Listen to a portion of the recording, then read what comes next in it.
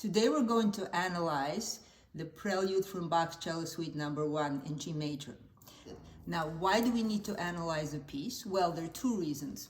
Number one is to understand the language that the composer is using, and in this case it would be the Baroque language of polyphony, or in the case of the cello suite, since it's usually one voice, it's kind of hidden polyphony sometimes, and you see the patterns that Bach is using, and you'll be able to understand them better and also apply that to a larger understanding of Bach and his orchestral or more complicated keyboard music with many voices.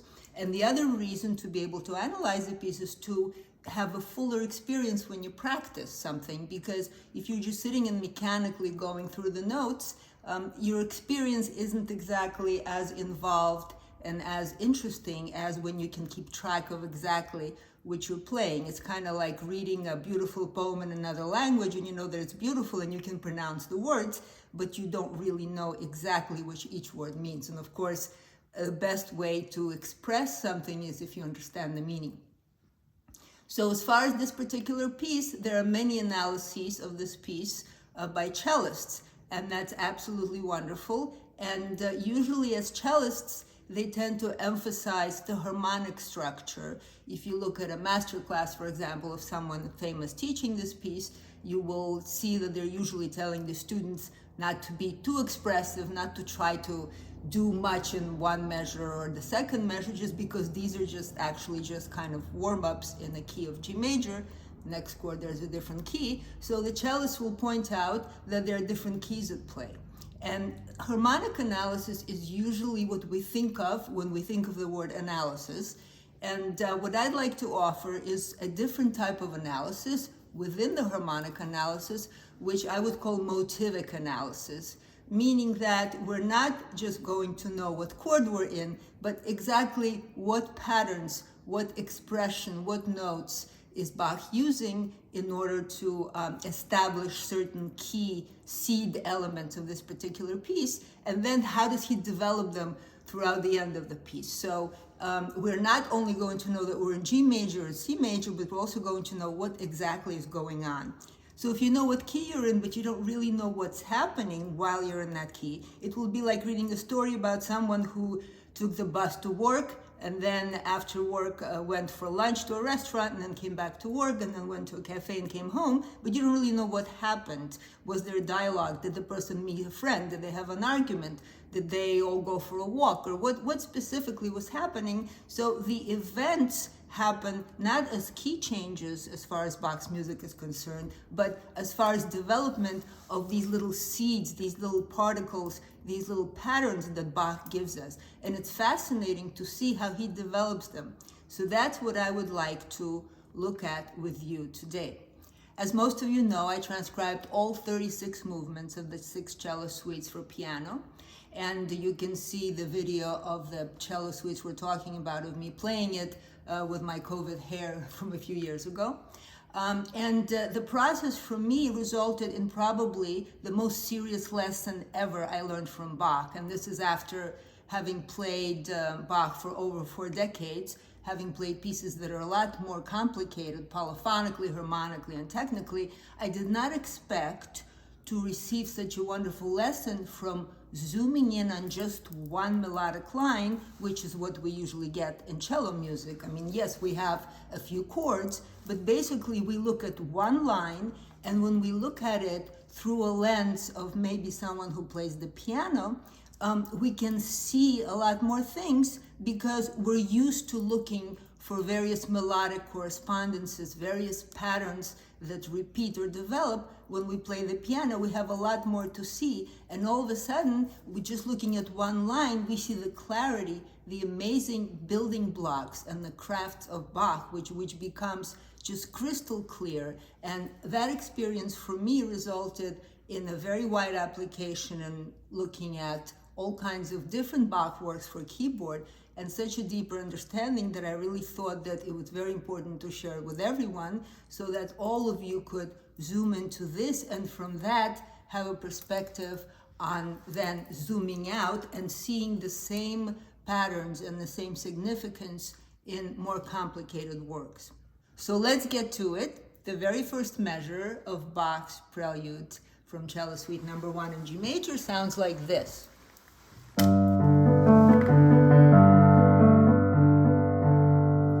And in this measure, we find two different elements as far as I can see. One is the G major chord in open position, and the other is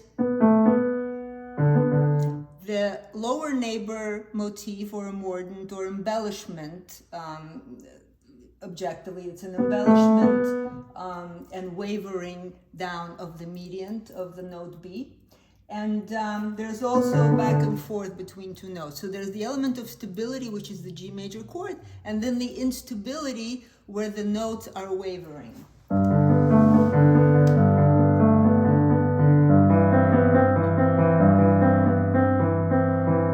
The second measure is the C major. The G remains in the bass as a pedal point, and the C chord, which is the 4 chord, has the same exact structure, same exact pattern with the wavering on top. The third measure is the dominant chord, the 5 chord, also with the G, which doesn't belong in that chord, but remaining as a pedal point. So again, without the stable beginning where the G is the pedal point for 5 measures, he varies the keys, and then he keeps the same exact chord plus the wavering trill element. And then the fourth measure is back to C. So he's basically doing your regular, blues combination of 1-4-5-1. The most common harmonic combination in music, but motivically we have the chord and the trill. Okay? Now in the fifth measure, he begins to develop the trill. Right? And here we have a sense of E minor, which is the relative major of G, so harmonically we're in E minor, but melodically, after establishing this E minor chord, still with G, which is the mediant in E minor, but the G is still in the bass, then he plays around and extends this trill element and states it 2 times in a row. Then he travels to measure number 6, where what you have is exclusively the trill. So we're suspended in this uncertainty. What's going to happen next? Then he repeats measure 5 in a different key. An exact sequence, exactly the same patterns, again stating the trill 3 times, starting from different notes, and resolving it in a measure in E minor, which here reads just like the very first measure, with the chord and the trill of instability. So harmonically we can say that measure 5 is E minor, then we're in A major, which is the secondary dominant of G major, the second dominant of D major, which is our key center of measure 7. And again, this will be in the description that you can get in the link underneath this video. So it's all written down. Measure 7 in D, and then we're in E, and then measure 9.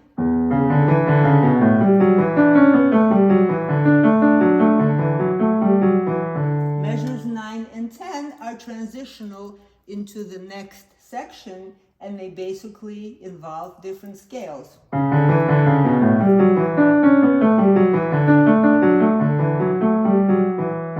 So we're traveling to the next section. Here in measure 11, Bach introduces diminished harmony, still using this instability with this element of the 3 notes from measure 1,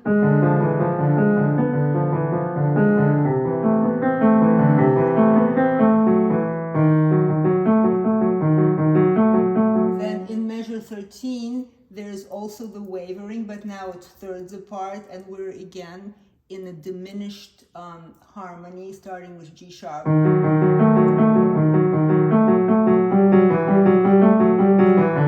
another scale, right? So this is the beginning of the development from measure 11, and measures 11 through 14, we have two instances of diminished harmony, and each is resolved. Measure 11, stability, wavering, and waves again.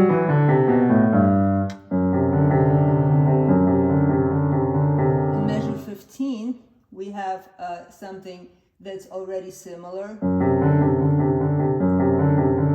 We had the exact same pattern in measure 6 of just the extended trill, although now we're in a different key. Then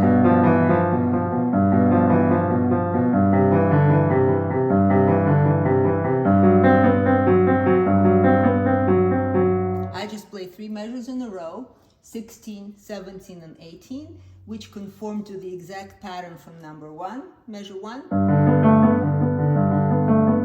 We have the same chord, then we have the 3 notes with the lower neighbor, and then a repeat of the second note and the upper note. So G major dominant, C major with G in the bass,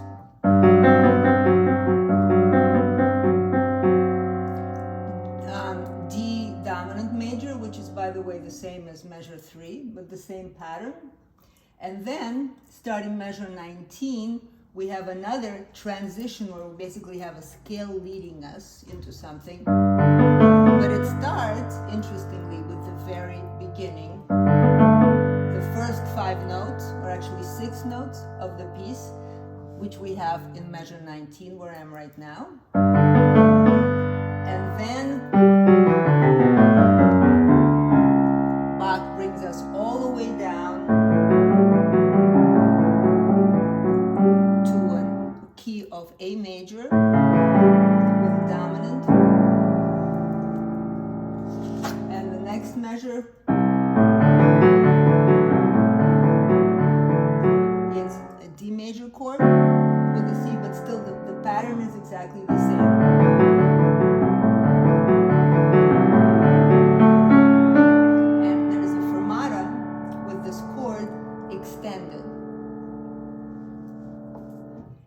And the fermata signifies that we need to stop, and then there'll be something new coming.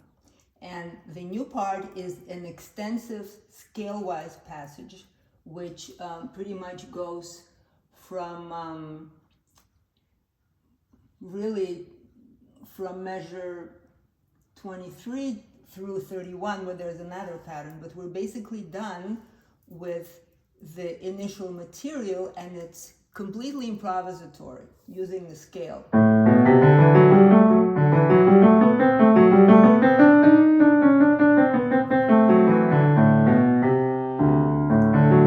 But the important thing to see is where do we have the elements that repeat, and in this measure 24, we have the same 3-note lower neighbor motif. Right, so he repeats that. These wide waves, D7 chord, G major, then again we have the 3-note motif,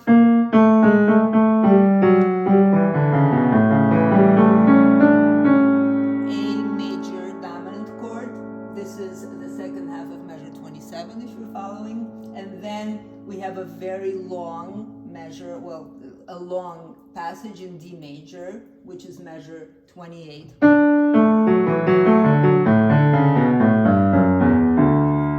And he punctuates the key of D by descending all the way down to D. And here, I personally feel there should be another fermata. That would be after the downbeat of measure 29. That's how I would interpret it, and I think that's how I do interpret it in my recording. So basically we had a very long improvisatory section from the second half of measure 22 through measure 28 and the downbeat of 29. The next section kind of starts leading us toward the end. Measure 29 has long sequences of descending sets of 4 notes, scale-wise.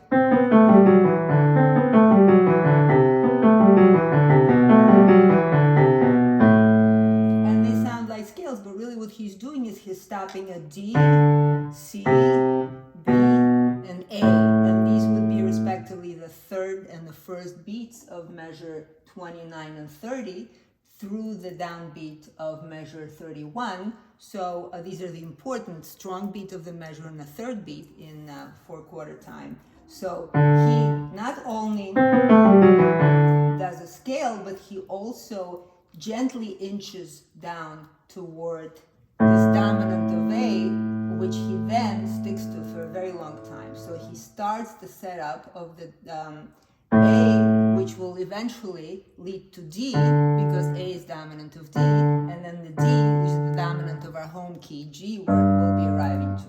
So again, starting measure 29, D, C, B, A.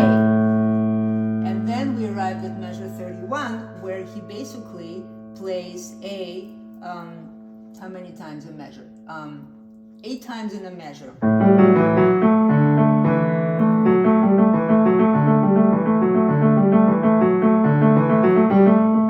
So here we have something that is called Implied Polyphony, and the note A is juxtaposed with the melodic line in the other. Well, on the piano, I like to play it with the other hand because that makes sense. On the cello, the A is an open string, so it'll be 2 different strings.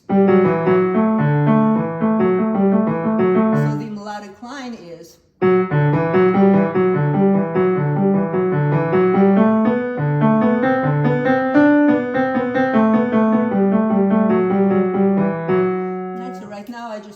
the non-repeating notes of measures 31 through 36, and if you notice in that particular pattern, there are again repetitions of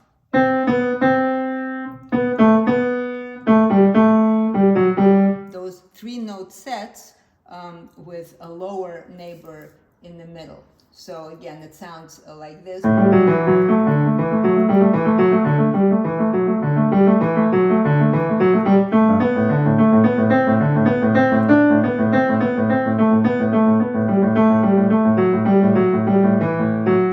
Starting at measure 37, we're pretty much on the finish line, and Bach sets up a very long dominant.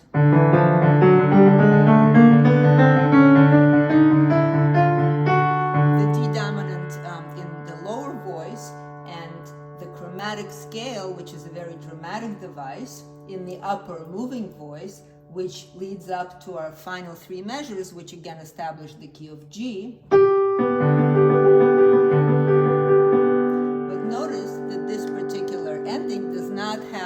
The wavering element anymore. Now it's just the affirmation of the key. We don't have the lower neighbor 3-note set anymore. We have a G major, then we have an implied dominant because we have the D and the A, which is our dominant D chord, but we don't have an F sharp, which comes in the next to the last measure, measure 40. Sorry. It comes in measure 41. Right now we're in measure 40. So measure 40, 41, and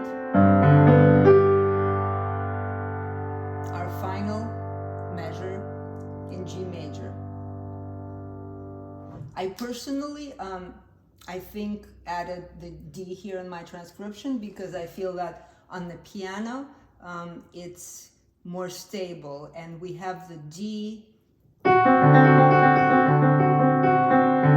over from the measure before, and just acoustically on the piano it sounds better to have a fuller chord. So So I hope that this was a useful analysis for you. My transcription of the cello suites is available from some publishers and also from my website. And I'm going to link you to a part of my website where you can get a free copy of this score for this particular prelude. And it also has a written analysis which I provide for it. And I really trust that after taking a look at this, you'll be able to apply this particular method to whatever Bach you're playing on any instruments, because this is really the basis of understanding his language. No matter which piece we're talking about, it's just easier to see all of this when you're just looking at one voice. So thanks for being with me. You could hear the cello suite prelude video in the video that I'll link to at the bottom of this particular text, and my entire recording of the cello suites is also available. Thank you for listening. Please subscribe to get all the new analysis videos that I'm going to put up, and of course there's the Monday morning Bach. So all the best to you, and see you next time.